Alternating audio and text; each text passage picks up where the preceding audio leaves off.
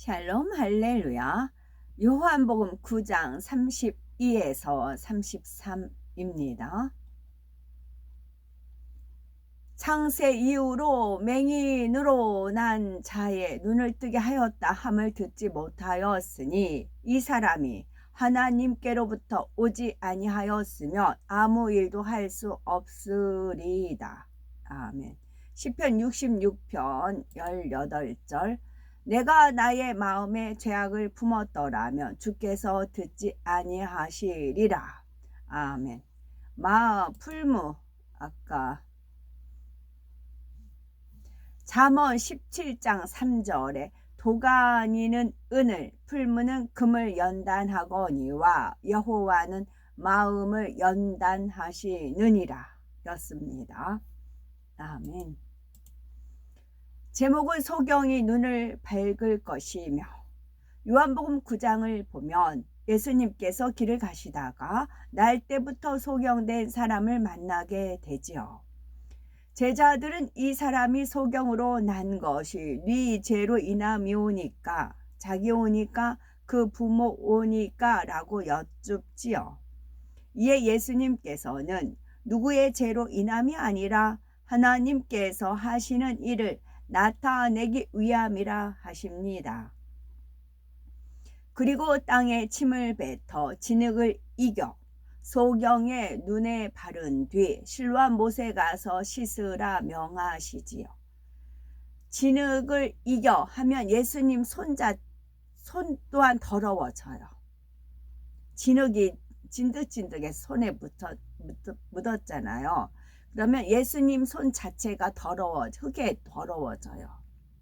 그래서 그거를 소경에 있어요. 손 자체가 예수님 손이 더러워집니다. 더군다나 진흙이잖아요. 진흙. 내 손 더럽히지 않을래. 누구 뭐 하려면 내 귀찮아. 나 그런 수고 안 할래. 그러잖아요. 근데 예수님 당신이 스스로 진흙을 이겨가지고 했다고요. 그가 순종하여 실로암 못에 가서 씻었더니 눈이 밝아져 세상을 보게 되었습니다. 그런데 특이한 점은 소경이 예수님께 찾아와 내 눈을 뜨게 해 주십시오 라고 간청한 것도 아닌데 예수님께서 먼저 그를 만나 주시고 고쳐 주셨다는 것이지요.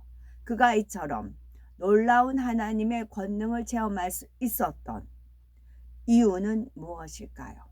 그것은 바로 첫째가 순종의 사람이었기 때문이었습니다. 둘째는 진리를 분별할 수 있는 영적인 눈이 열렸기 때문이고, 셋째는 은혜를 받은 후 새로운 삶을 결단했기 때문입니다.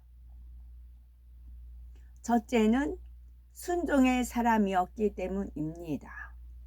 예수님께서는 날 때부터 소경된 자를 먼저 찾아와 주셨지요. 그리고 땅에 침을 뱉어 진흙을 이겨 눈에 발라주시고 실로암 못에 가서 씻으라 하셨습니다. 진흙을 눈에 바른 후 물로 씻는다고 보지 못하던 이 부분을 유심히 본 사람은 주님이 이렇게 진흙으로 이렇게 손 이겼다, 이제 진흙을 이겼다. 그러면 예수님 손이 더럽힐 거다 라고 생각을 했어요. 그 막달라 여인이 그 장면을 봤어요. 그러면 눈치 있고 재치 있고 그러는 막달라 마음 같으면 어떻게 얼른 물 있는 데 가가지고 어떤 그릇을 빌려서라도 물을 떠다가 대기하고 있을 거예요. 소경을 눈을 발랐으면 예수님한테 가서 물을 갖다 대요. 그래서 예수님이 여기다 씻으시라고 말은 안 하죠. 그럼 예수님이 그 마음을 읽고 조용히 손을 씻고 그러지요. 그러면 그 여인은 마음이 행복한 것이고요.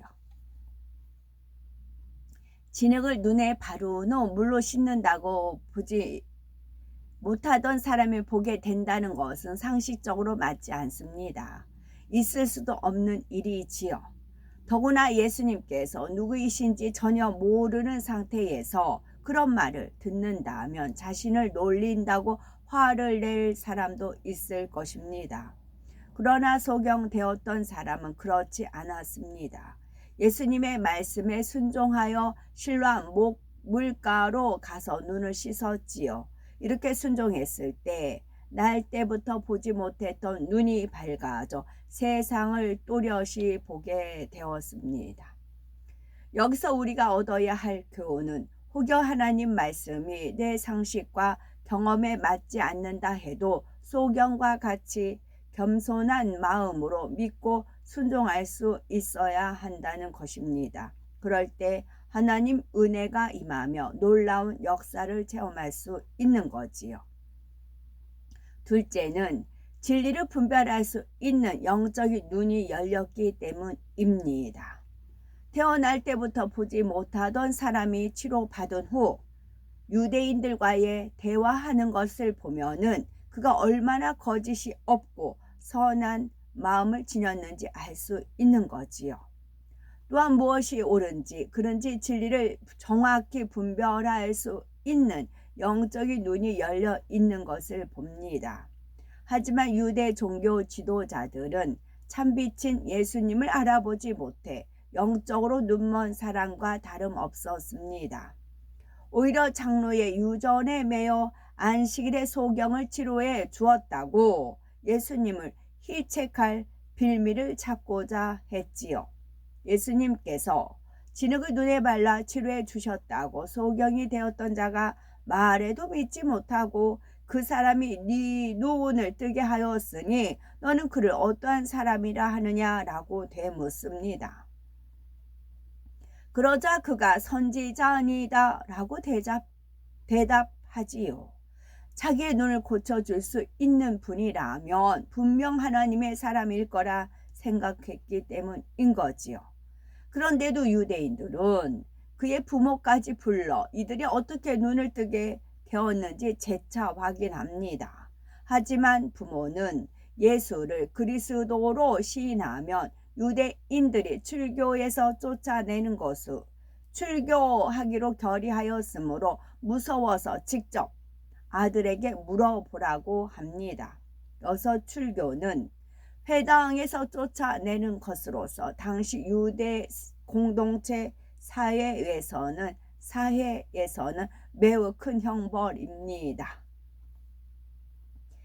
이에 유대인들이 다시 소경되었던 사람들을 불러 너는 영광을 하나님께 돌리라. 우리는 저 사람이 죄인인 줄 아노라 하며 어리석은 말을 합니다.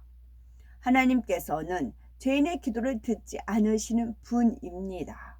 시편 66편 18절에 내가 내 마음에 죄악을 품으면 주께서 듣지 아니하시리라 한 대로입니다. 더구나 죄인에게 권능을 주셔서 영광 받으실 분이 아니시지요. 이처럼 유대인들은 진실을 보아도 믿지 못하고 깨닫지도 못했습니다. 하지만 소경되었던 사람은 그들을 두려워하지 않고 당당히 진실을 말했지요. 요한복음 9장 31에서 33절에 하나님이 죄인을 듣지 아니하시고 경건하여 그의 뜻대로 행하는 자는 들으시는 줄을 우리가 아나이다. 창세 이후로 소경으로 난 자의 눈을 뜨게 하였다 함을 듣지 못하였으니 이 사람이 하나님께로부터 오지 아니하였으면 아무 일도 할 수 없으리다 라고 했지요. 태어날 때부터 보지 못했던 사람이 눈을 떴다는 소식을 들었다면 보통 사람 같으면 함께 기뻐하고 축하해 줄 것입니다. 그런데 유대인들은 시시비비하며 안식일에 치료하는 것은 율법을 어긴 악행이라며 예수님을 책잡으려 했지요. 그들이 얼마나 영적으로 무지하고 악하다는 것을 알 수 있습니다. 하나님께서 행하시는 일을 나타내신 것인데 오히려 하나님을 대적했기 때문이지요. 과연 태어날 때부터 눈먼 사람의 눈을 뜨게 할 수 있는 분은 오직 하나님뿐이십니다. 시편 146편 8절에 여호와께서 소경의 눈을 여시며 라고 했고 이사야 35장 5절에는 그때의 소경의 눈이 밝을 것이며 귀머거리에 귀가 열릴 것이며 했지요. 이는 곧 그리스도가 오시면 눈먼 사람의 눈을 뜨게 하신다는 말씀입니다. 이처럼 성경에 분명히 기록되어 있었는데도 유대인들은 자신들의 틀과 악함 속에서 하나님의 역사를 보아도 믿지 못하고 오히려 예수님을 죄인으로 정죄했습니다. 그러나 소경되었던 사람은 율법에 대해서 잘 알지는 못했어도 선한 양심 가운데 하나님께서 죄인의 기도를 듣지 않으신다는 진리를 알았지요. 눈을 뜨게 하는 것은 오직 하나님만이 하실 수 있는 일임을 깨우친 것입니다. 셋째는 은혜를 받은 후 새로운 삶을 결단했기 때문입니다. 우리는 수많은 사람이 죽을 수밖에 없는 질병에서 예수 그리스도를 믿음으로 치료받고 인생의 갖가지 문제를 해결받는 것을 보았습니다. 그런데 그렇게 큰 은혜를 입고도 하나님을 떠나 세상으로 향하는 사람도 있지요. 아플 때는 치료해 주시면 주만 위에 살겠습니다 라고 해놓고 막상 치료받아 건강을 회복하면 자기 유익을 쫓아 은혜를 저버립니다. 이런 사람은 비록 질병의 문제는 해결받았어도 구원의 길에 떠나 있으니 얼마나 불쌍하겠습니까? 하지만 본문에 나오는 소경되었던 사람은 은혜를 저버리지 않는 선한 중심을 가졌기에 예수님을 만나 눈을 떴습니다. 가장 중요한 구원의 축복까지 받았지요. 예수님께서 네가 인자를 믿느냐라고 물으실 때 그는 주여 그가 누구시오니까 내가 믿고자 하나이다 라고 대답하였지요. 이에 예수님께서 네가 그를 보았거니와 지금 너와 말하는 자가 그이니라 말씀하십니다. 그러자 그는 지체하지 않고 주여 내가 믿나이다 하며 절을 하였지요. 예수님을 구세주로 영접하며 주님만을 위해 살겠다는 신앙의 고백이었던 것입니다. 하나님께서는 모든 사람이 이러한 마음으로 나오기를 원하십니다. 질병을 치료해 주고 축복을 주니까 하나님을 찾는 것이 아니라 독생자도 아끼지 않으시는 하나님의 진한 사랑을 깨닫고 주님을 진정 구주로 영접하기를 원하시는 것이지요. 또한 입술로만 하나님을 사랑한다는 것이 아니라 진정 하나님을 사랑하기에 어둠의 일을 벗고 날마다 빛 가운데 행하기를 원하십니다. 하나님을 사랑하면 하나님의 말씀대로 사는 것이 절대 어렵지 않습니다. 요한일서 5장 3절에 하나님을 사랑하는 것은 이것이니 우리가 그의 계명들을 지키는 것이라. 그의 계명들은 무거운 것이 아니로다 말씀하셨지요. 우리가 믿음과 사랑을 가지고 하나님께 무엇을 구하면 어찌 응답해 주시지 않으시겠습니까? 마태복음 7장 11절에 너희가 악한 자라도 좋은 것으로 자식에게 줄 알거든 하물며 하늘에 계신 너희 아버지께서 구하는 자에게 좋은 것으로 주시지 않겠느냐 약속하신 대로 무엇이나 응답해 주십니다. 아무리 중한 질병이나 얽히고 설킨 문제에도 염려할 필요가 없는 것이지요. 주여 내가 믿나이다 라는 중심의 고백과 함께 믿음의 행함을 내보이시기를 바랍니다. 그럴 때 질병의 치료는 물론이요 불가능을 가능케 하며 불통을 형통으로 바꿔주시지요. 하나님의 권능을 체험하려면은 소경되었던 사람처럼 선한 마음으로 하나님의 역사를 인정하며 사모해야 합니다. 믿음으로 응답받을 수 있는 그릇을 얼마나 준비했느냐에 따라 하나님의 권능을 체험할 수 있는 것이지요. 시편 18편 25, 26절에 자비한 자에게는 주의 자비하심을 나타내시며 완전한 자에게는 주의 완전하심을 보이시며 깨끗한 자에게는 주의 깨끗하심을 보이시며 사뜩한 자에게는 주의 거스리심을 보이시리니 말씀하셨습니다.